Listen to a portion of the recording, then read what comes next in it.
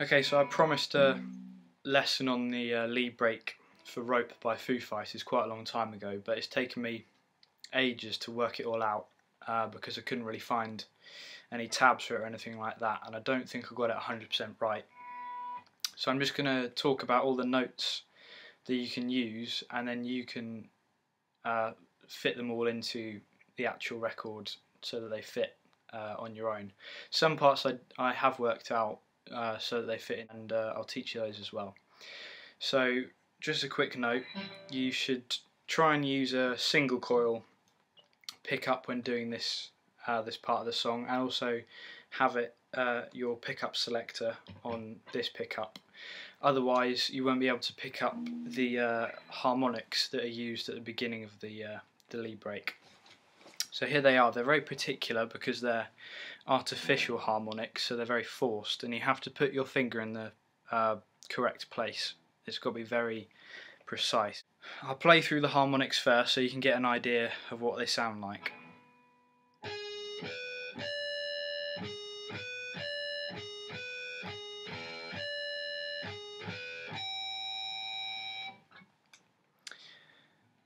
Okay, so the first one is on the 4th fret wire. You're actually going to very gently lay your finger across the actual fret wire, and you should get this sound. And also, when you're playing this, you want to be playing as close to the bridge as possible, and that's where the harmonics sound best. So the first one is on the 4th fret wire. Then you want to move further back across the 4th fret until you're almost back in the 3rd, slightly in front of the 3rd fret wire.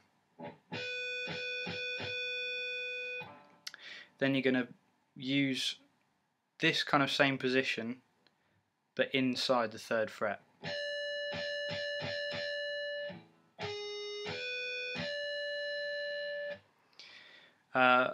Obviously those three are repeated a few times in different sequences, so it goes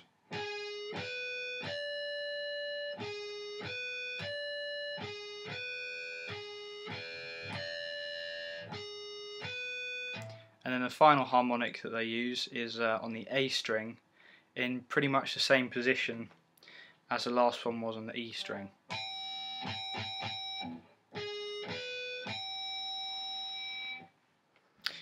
That's pretty much all of it for the harmonics. So then they move into this kind of scale here.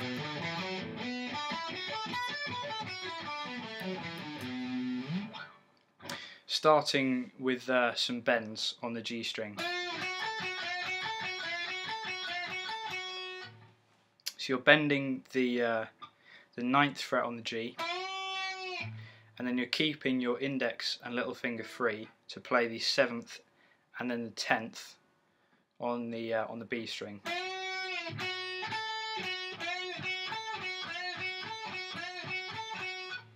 You play that 4 times, and then you're going to be doing some pull-offs, starting on the top E string.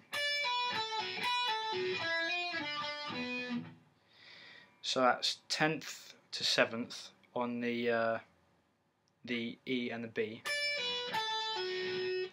Then you're going to play the 7th on the high E, and then pull off from the 10th to the 7th on the B, and then play the 9th on the G and hammer on and pull off onto the 10th.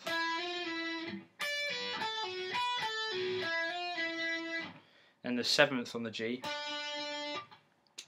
This is where the rest of the track kind of gets lost in the mix, because they're using a wah pedal and there's a lot of chords and drums going on over the top as well. So from this 7th fret, what I tend to play is 9th on the D, then 7th on the D, slide down to 4th on the D,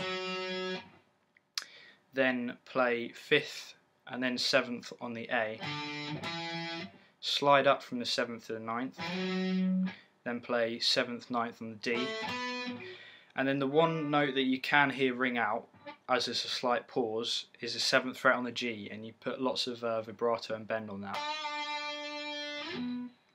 So something like this.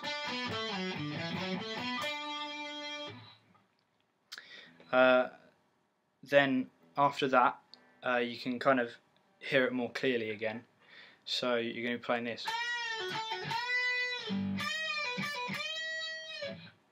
So that's a bend on the 10th, and you want to keep your index finger on the 7th on the B string. So you're bending up, pulling off, and then hammering onto the 10th and pulling off again, and then bending. So you're going to do that on the B string, and then on the exact same position on the E string. After that is kind of a discordant bend. I'm not exactly sure where it is, but it sounds best on the 12th fret of the B and the E strings, because you're carrying on from this scale. So you're just going to go like this.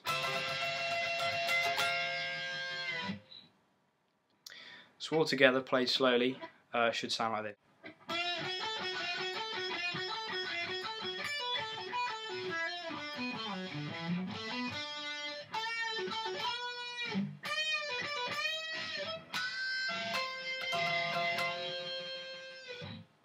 And then from there you jump back into the open chords, and you can watch the rest of the lesson on Rope by Foo Fighters if you follow the annotations or link in the description below.